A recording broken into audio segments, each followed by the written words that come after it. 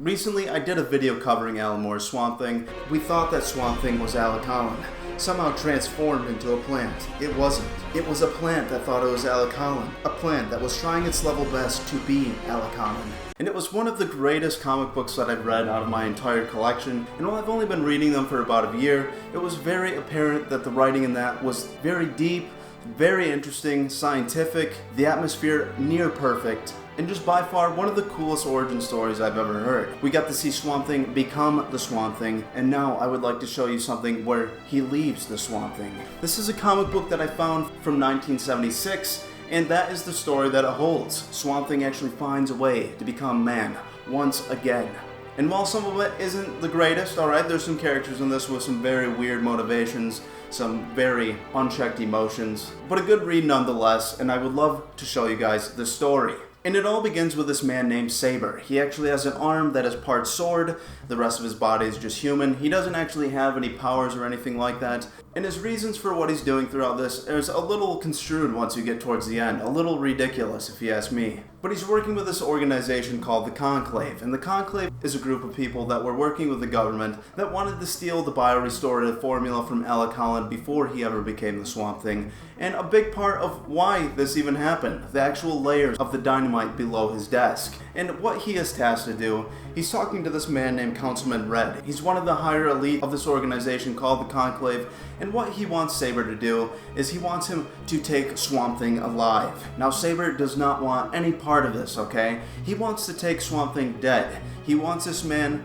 to no longer be a part of this earth. He blames him for the loss of his hand, for the loss of his career, all these different things that really just don't add up by the end of it. But nonetheless, Councilman Red tells him, you have to do this. If you don't, we'll simply find somebody else, someone more young, someone with a little more gumption, and somebody a little more able to take orders from us. And he decides, alright, I'll do it. I'll do whatever you want. And this is all kind of kickstarting this little bit of revenge for this man, but from here, you are actually greeted with Swamp Thing, and he's walking up to this little cabin, and he starts to realize, I have a brother that was a chemist, far greater than I was, and that if there's anybody in this world, he's gonna be the one to help me. And I actually never knew that Swamp Thing had a brother, okay? There was nothing in the Alan Moore version that mentioned this, at least not in the first volume that I read, so it was a little bit interesting to find this out. You see Swamp Thing walking up this trail, and he opens this door, and he sees a woman on the inside. And she's never seen Swamp Thing. I don't even know if she's ever heard of Alec Holland, and she shrieks in utter fear, alright, and she passes out quite instantly. And Swamp Thing ends up picking her up, and he lays her down on this table. Blast! I should have realized something like this would happen. Because I'm alone so much, I keep forgetting how horrible I look. It's not the sort of thing a man willingly remembers. Still, I didn't expect Edward to have a woman around the house, and not such an attractive woman at that.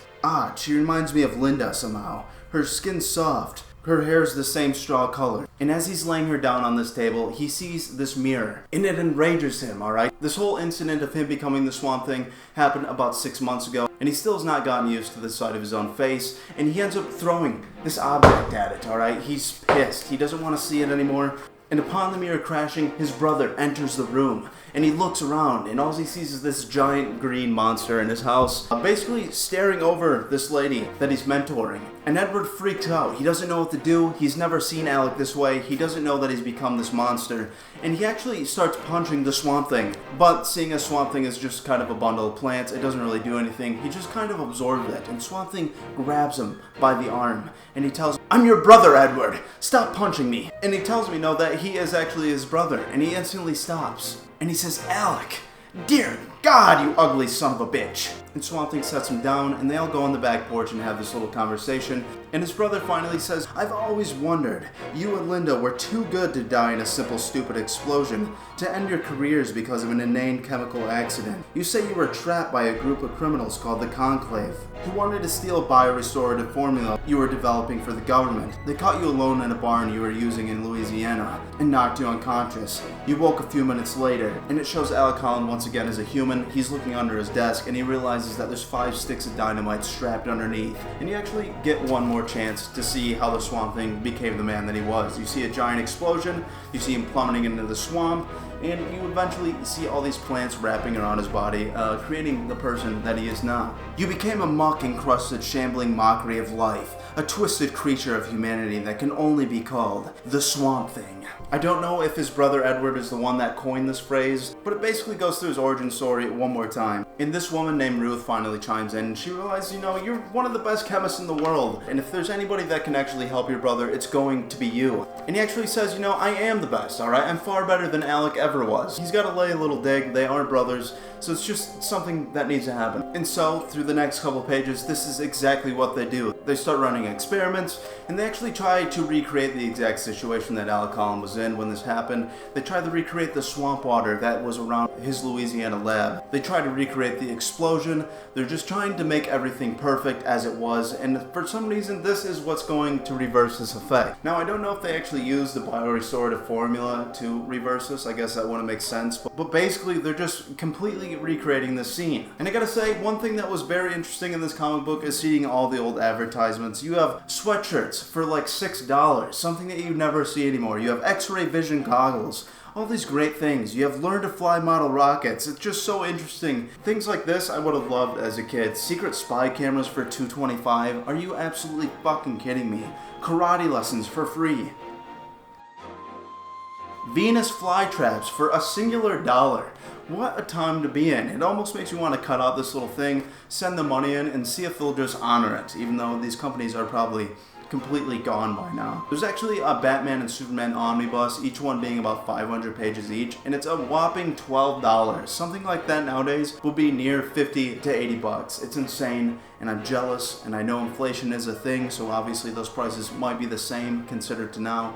But it was very interesting to see. There's a lot of weird advertisements as well in these books, these older comic books. And it's very cool to see that time period and all the things that they were offering inside of these. We don't really get advertisements in our comic books anymore, which is probably for the best, alright? It's probably best that Superman's not offering us Hostess chocolate cakes in order to save the universe from an alien race. But as they're actually doing all these experiments, I gotta say the artwork in this is very good. I wouldn't say it's as good as Alan Moore's Swamp Thing and Up, considering Green Hell and all the different new iterations, but it's very impressive, alright? You get this awesome little scene of Swamp Thing kind of sitting there. In each one of his eyes, his mouth, his brain, you just see a different experiment going on of his brother researching him, testing his brain waves. And this is taking days and days and days, but Swamp Thing is kind of losing time. He'll basically do anything to be human once again. And eventually his brother says, it can be done, a slim chance. The chance is there. And he says, you're going to be human again.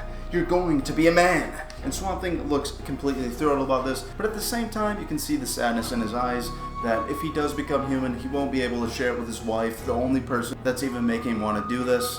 And he goes outside for a walk, and suddenly Ruth follows him. She says, mind if I join you, Dr. Holland? And she starts telling about how her mother did everything she could to make sure she was a strong woman, to put her through college. And she inevitably lets him know, my mom is dead, alright? So I know what you're feeling, but you need to do everything in your power to just keep on carrying on. So she says, you see, Dr. Holland, I know how you feel. Here you are finally able to be human again, and the one person in the world you want to share it with is gone. For you, your wife. Guess we've got a lot in common. And she kind of leaves him to himself, and Swamp Thing just kind of stands outside, just taking in the air. And suddenly, from the distance, you see Saber coming in from the mountaintops. He's in this hovercraft, and it says, the man called Saber enjoys the night air, drawing it deep into his lungs, releasing it again with a sigh. He hardly hears the rasping breath of the man beside him.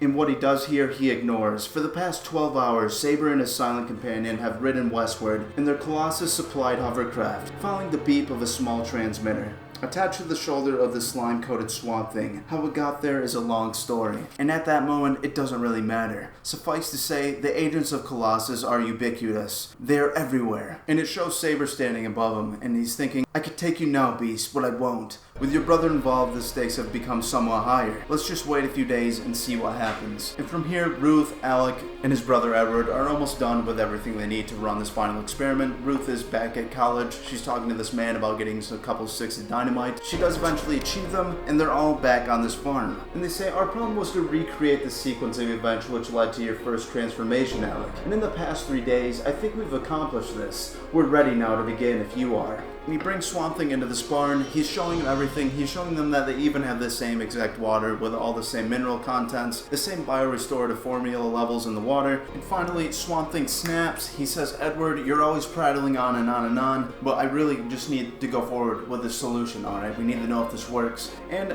Edward does shut up, and finally, Swamp Thing sits at the desk that they have, alright? It's the same situation. It's got the bomb strapped underneath. Finally, the last piece of the puzzle. And Swamp Thing's thinking to himself, 1 minute. The seconds literally crawl, and as each instant goes past it, brings another memory, until 60 memories later, all the time ends. And then finally, you see the bomb going off. Alec is launched, alright? He is set ablaze once again. All the plants on his body burning to a pulp. This man is practically dying, and he runs to the pool that they have outside, simulating the Louisiana swamp that originally was there. Agony, red raging pain flows all over the muck-encrusted Swamp Thing, stunning him with his torment. Once before, he stumbled blindly, searching for cool waters, finding only the mud of the swamp. For Alec Holland, it seems as though the world has spun round in a circle, like the legendary worm Ouroboros, a creature which endlessly devours its own tail, consuming itself over and over, beginning to end. In pain, he splashes in the slime, as he splashed once before,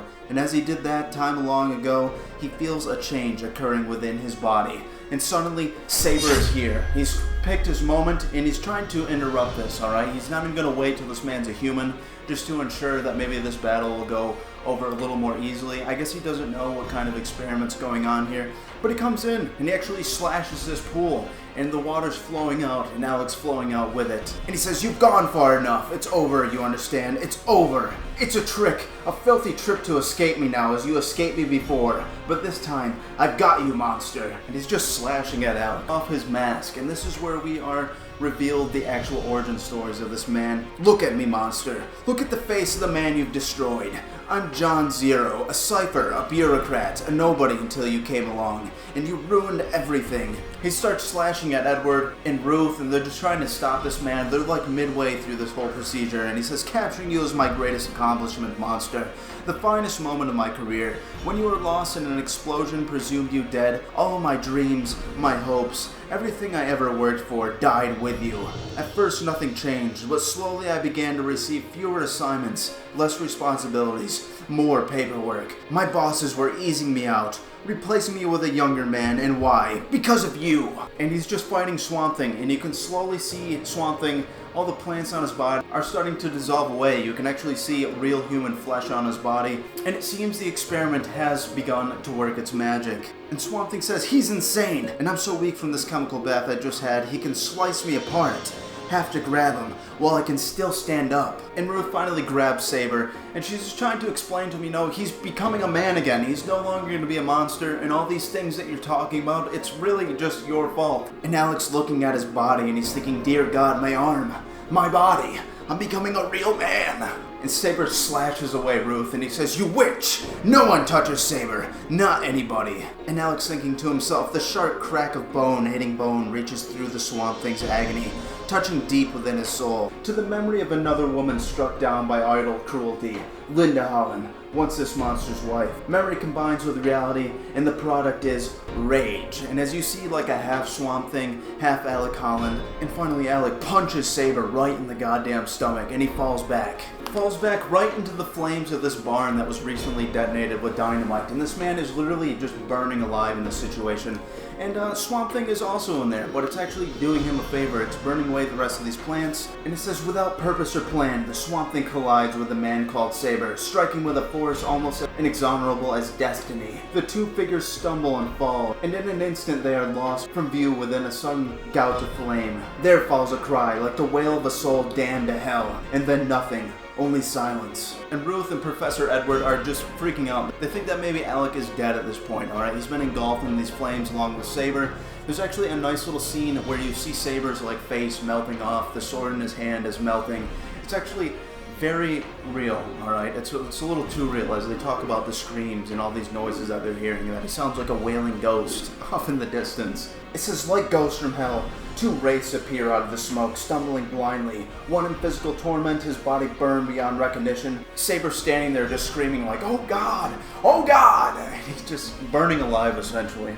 and the other unburned, untouched, and yet unchanged. And suddenly Ruth and Edward are sitting there, and they're just screaming like, wow, holy shit, it actually worked. And suddenly you see Alec arise from the flames, a new man, alright? It actually shows him naked in front of them. They're giving him a hug, and he says, Alec lives again. And that's the end of it. Alright, Swamp Thing is no more. He actually transformed back into his human self, Alec, and it's actually just kind of a beautiful sight. I need to get the next issue of this to actually see what happens. Like I said, I really figured that he's probably just going to decide to become the Swamp Thing again in order to stop all these. I feel like a tragedy is going to happen in a city, and he's just going to be basically forced to become the monster that once was. But overall, Rebirth and Nightmare from this 1976 comic book was fairly interesting. It's very cool to see him being turned back into the man he once was. As like I said before, the Alan Moore version, I don't think this could be possible. I really like Alan Moore's version of this, the concept of Swamp Thing actually just being a bunch of plants who have engulfed this consciousness, and that he's actually not Alec whatsoever, not underneath all the plants, not inside of its mind. It's actually just a bunch of plants. It's a lot more, it leaves a lot less more room for hope, but the story of that is a lot more to work with. I think it falls to be a little more deeper, as Dr. Woodward was talking about the planarian worms and how they can actually pass down their knowledge from one to one. But Rebirth and Nightmare, very interesting at the most. I want you guys to tell me what you think. What do you prefer? These older Swamp Thing issues or the newer Alan Moore ones? I know there's a bunch more. I'm reading Green Hell by Jeff Lemire, by far one of my favorite writers. We actually just did a video about one of his books, Joker the Killer Smile, and it was absolutely fantastic, and it's really great to see his take also on a Swamp Thing comic book. And the crossovers that he's trying to achieve in that one are also very interesting. You'd be surprised how much this certain character appears in every single DC universe when it comes to Sandman, Swamp Thing, Batman, basically everything. It almost seems like Constantine might be the most important character of all. So I'll be sure to probably pick up some of his books as well, just to see where he lies on the power scale. But yes, everybody, once again, thank you so much for watching. I've been seeing an uptick in views, so that is very cool. If you watched all the way to the end, I thank you with everything I have. And if you could like and subscribe to the video, or maybe just comment or something, it would help me out a great deal. But other than that, from the heart, from me to you, I hope you all have a fantastic night, and I hope this was enjoyable little story time for you guys. I can see now that my top of my head is probably cut off, so framing. All right, I gotta figure that out. I gotta drop down a little bit. I guess this is as far as the chair goes. But yes, have yourself a fantastic night, and thank you guys so much for watching.